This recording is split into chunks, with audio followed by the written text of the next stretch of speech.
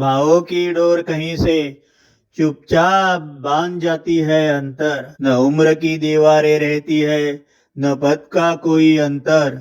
बस भावों की डोर कहीं से चुपचाप से बांध जाती है अंतर। वेवलेंथ मिलना आखिर होता क्या है? कभी सोचा है कि किसी से मिलते ही क्यों लगता है अरे ये तो अपने जैसा ही है, और किसी किसी के साथ बरसों साथ रहने पर भी वो बात बनती ही नहीं। यही सवाल मुझे बचपन से परेशान करता आया है। वेवलेंथ मिलना आखिर होता क्या है? मैंने देखा है कुछ लोगों से दोस्ती बहुत जल्दी हो जाती है, चाहे वो मेरे हम उम्र हो या उम्र में बड़े छोटे, चाहे पढ़े लिखे हो या बिल्कुल अलग पृष्ठभूमि से। और कुछ ऐसे भी थे जो पूरे 10-11 साल स्कूल में साथ रहे, फिर भी दोस्त कभी बन ही नहीं पाए, क्योंकि दोस्ती ठान कर नहीं होती, वो बस हो जाती है। एक समय था, मैं मराठी के एक जाने माने लेखक, जिनको विनोद के बादशाह कहते हैं, जो एक बहुआयामी कलाकार भी थे, स्वर्गीय श्री पुल देशपांडे जी को स्कूल के जमाने से ही पत्र लिखा करता था। कॉलेज में पहली बार पुणे गया तो उनसे मिलने घर गया, फिर जब भी पुणे जाता उनसे मिलना तय रहता। उम्र में वो मेरे दादाजी जैसे थे, पर न मुझे कभी झिझक हुई, न उन्होंने कभी दूरी बनाई। बातें शुरू होती थी तो वक्त कहाँ बीत जाता हम तीनों को पता ही नहीं चलता।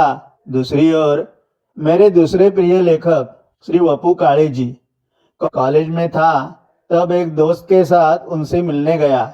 वो दोस्त उनके घर हमेशा ही जाता था, उनके घर के नजदीक ही रहता था।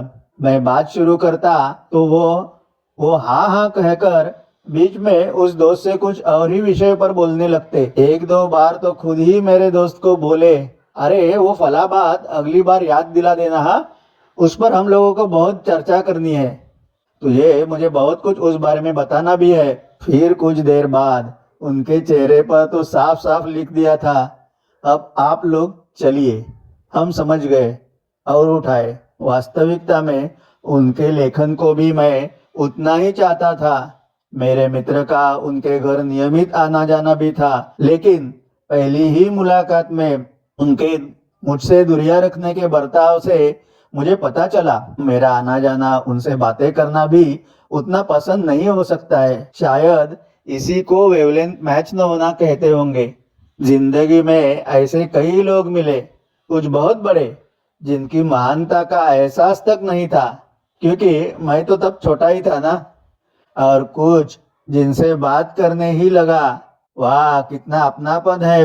पर कुछ ऐसे भी मिले जिन्हें मेरे साथ दो शब्द बोलना भी भारी लगता था।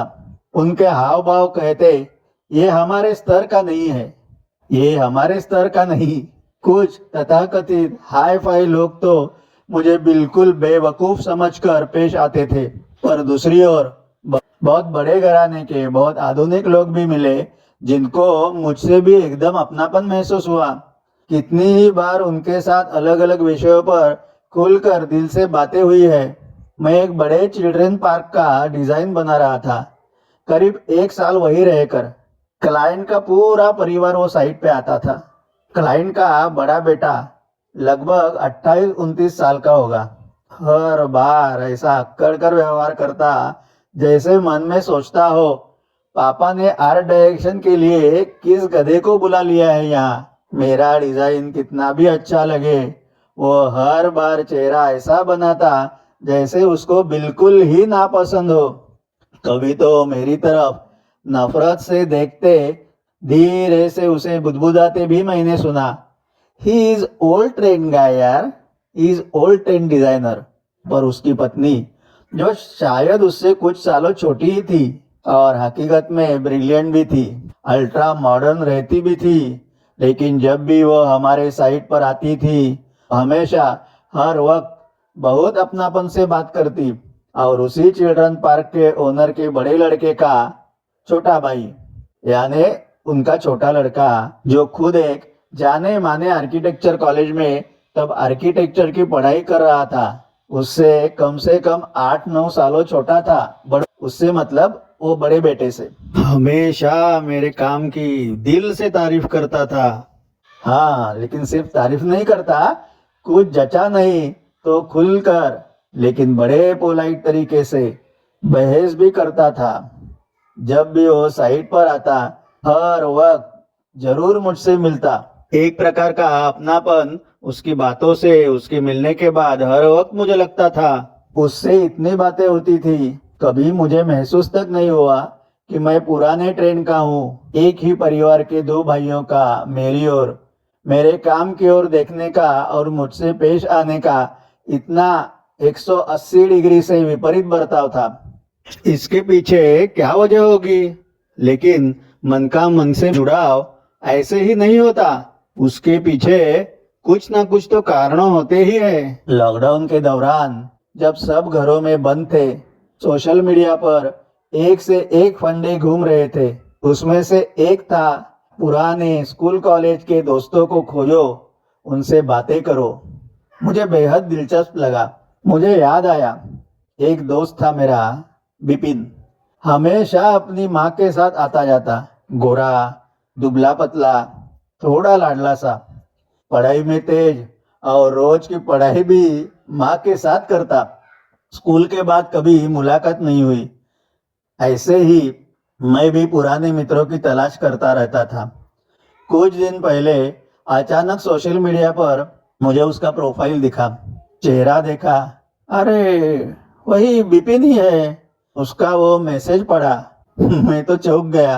कायस्थ लोगों का मटन से अटूट प्रेम रहता है, ये टाइटल था। बस मैं पढ़ते ही मुस्कुरा दिया। कोई प्रतिक्रिया देने का मन ही नहीं हुआ, क्योंकि मुझे कभी जाति पाति के इन खांचों से मतलब ही नहीं रहा था। दोस्ती मेरे लिए कभी ऐसे जोड़ पर नहीं टिकी।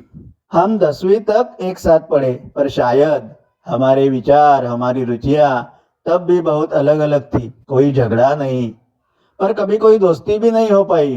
कभी कभी तो बिना मिले भी सोशल मीडिया के जरिए किसी से विचारों से ऐसा जुड़ाव हो जाता है, ऐसे जुड़ाव की अपनापन की भावना होती है कि लगता है ये तो अपने जैसे ही है। बातें जच जाती है, विषय मिल जाते हैं, और अनजाने में ही एक अदृश्य रिश्ता बून जाता है। फिर वहां न उम्र मायने रखती है, न शिक्षा, न पैसा, बस सूर मिल जाते हैं।